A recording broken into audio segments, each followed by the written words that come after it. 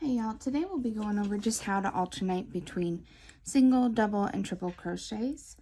I'm going to be using a super bulky size 6 yarn and a 10mm crochet hook. And we'll just go through how we kind of build out patterns, add a little bit more to what could just be a single crochet by adding some of these alterations to the stitch. Alright, to get started, I went ahead and chained 10 in my foundation chain and then just put 2 rows of single crochets in to kind of form that base. And we can just double check always the count. 1, 2, 3, 4, 5, 6, 7, 8, 9, 10. So we are ready to turn and add our row of double crochet. Now, unlike the foundational double crochet stitch where you would chain 2 to turn, I'm going to go ahead and use a different method where I would flip over and I'm going to add a single crochet into that very first stitch.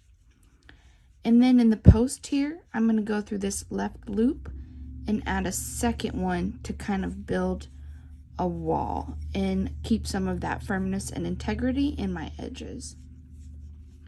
This will also count as my first stitch. And to stay on that safe side, we will go ahead and add a stitch marker because these can get kind of confusing as it looks like it's 2 different stitches.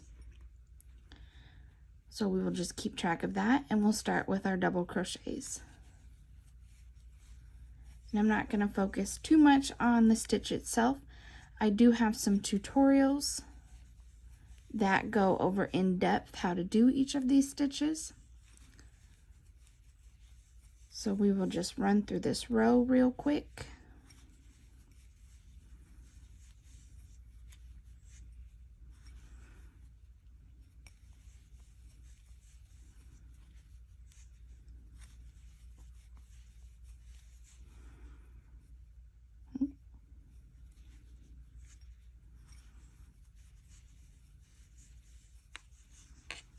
And get all the way to the end.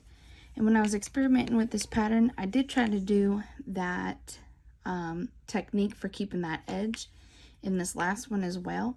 It doesn't quite look right, so we are going to finish up this row with another double crochet. And we have 1, 2, 3, 4, 5, 6, 7, 8, 9, 10. And that would be our double crochet row. We'll go ahead because we're going to put the next row as single crochets. We can just chain 1 and turn as we normally would.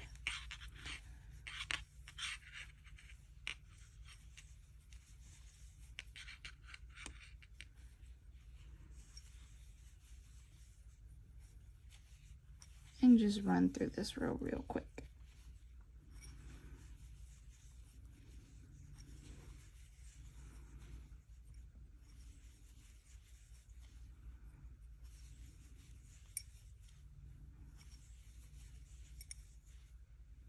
And because we have our marker, we know exactly where we need to end.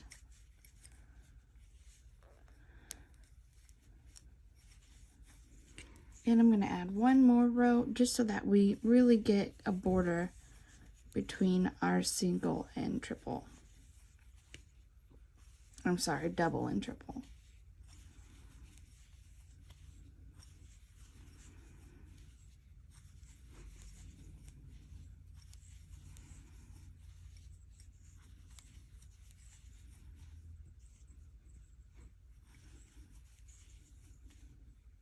Alrighty, and with the triple crochet, much like the double, we are not going to chain any to add a turning stitch.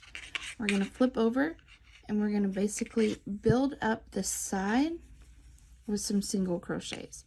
So for the triple, we'll do 1. We're going to try and not keep this so tight. 2.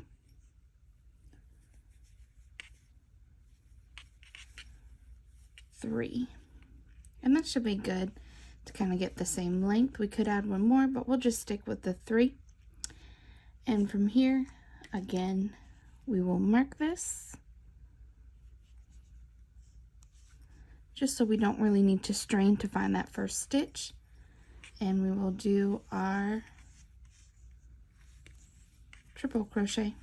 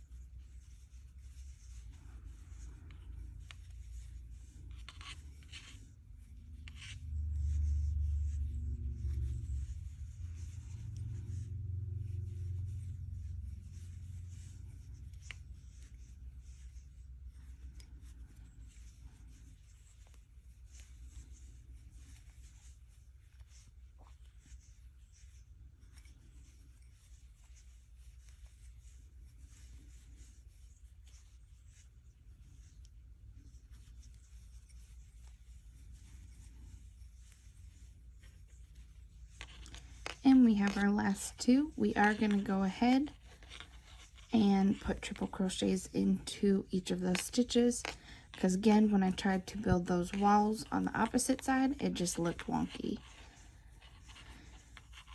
But that'll be our triple. So we're starting to see